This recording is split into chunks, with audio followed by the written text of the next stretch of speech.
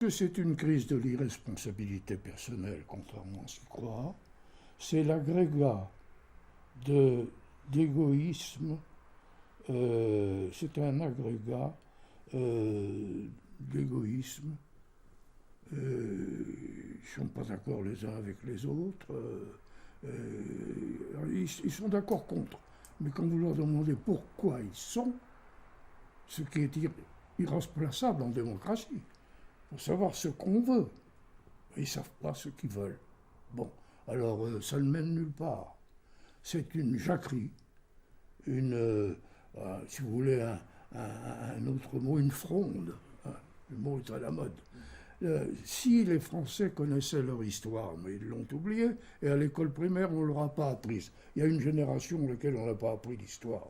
Ils verraient qu'une des faiblesses de la France, ça a été toutes ces frondes successives. C'est pas nouveau. Ça existait déjà du temps des rois. Ben, ça continue. Alors, on est contre, on est contre, on est contre. Vous êtes pourquoi? Ah ben non, on ne sait pas. Vous savez comment ça se termine, toujours, ça? Toujours par un pouvoir autoritaire. Toujours. Alors, bon. Ouais, vous voyez venir comme ça. Mais... Oui. Oui.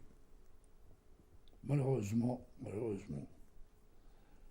Il faut savoir terminer une revendication, un truc. Les communistes qui étaient beaucoup mieux éduqués politiquement, tout ça, bon, hein, je les ai combattus, mais ils existaient, politiquement, ils existaient. Thorez disait, il faut savoir terminer une grève. Il y a un moment où vous voulez renverser l'État, et qu'est-ce que vous mettez à la place?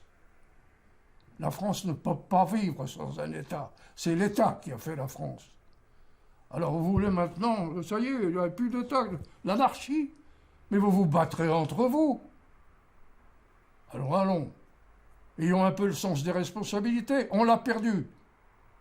Il ne suffit pas de critiquer toujours les gouvernants, que ceci, que cela et quoi. Et la responsabilité personnelle. Vous voulez de l'argent, il faut le produire. Est-ce que vous voyez l'état des finances? On continue à creuser le trou. Est-ce qu'on peut comme ça vivre d'emprunt? Or, nous vivons d'emprunt. Allons, soyons sérieux. Cessons de nous apitoyer sur tout. Hein, et dès que quelqu'un crie dans un coin, qu'on le secourt, je suis d'accord. Mais qu'on se mette tous à pleurer comme des veaux, en disant « Oh, le pauvre, oh, le pauvre, le pauvre », sans regarder, du reste, si c'est un vrai pauvre ou un faux pauvre. Parce que dans les gilets jaunes, il y a de tout. Hein. Allons, soyons sérieux.